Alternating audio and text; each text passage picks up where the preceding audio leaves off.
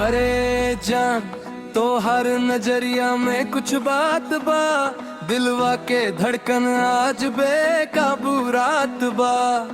जैसे ही तू सामने आवेलू हमरो जगावेला फील।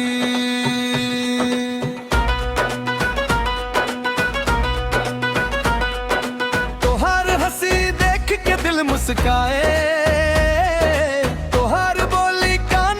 घोलाए चुपके दिल तोहरा के चाहे, नाम तोहर हर घड़ी मन गुनगुनाए।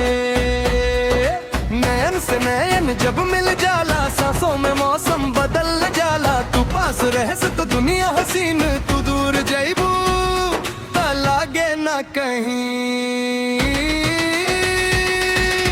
हमरो जगावेला फील रे जान, तोहरे से धड़केला दिल के अरमान। तोहर अदाओं पे दिलवा घायल, तू ही तो बाड़ू हमरा दिल के सवाल। हमरो जगावेला फील रे जान, तोहरे बिना सुना लागे जहान। आजा नजदीक कर इस प्यार के बाद, तोहरे संग कटे हर दिन रात।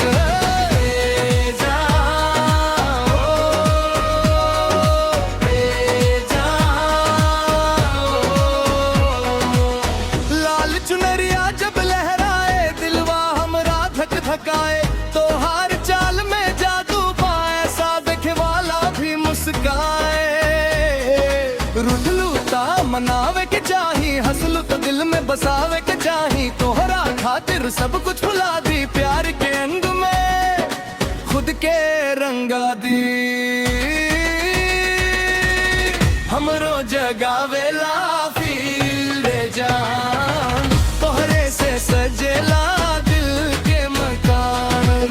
तोहार नामे लिखल बा सांस में, तोहरे बिना अधूरा हर एहसास।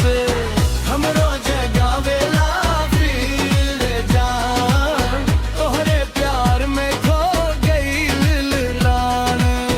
आजा नजदीक हाथवा पकड़, प्यार के राह में साथे चल।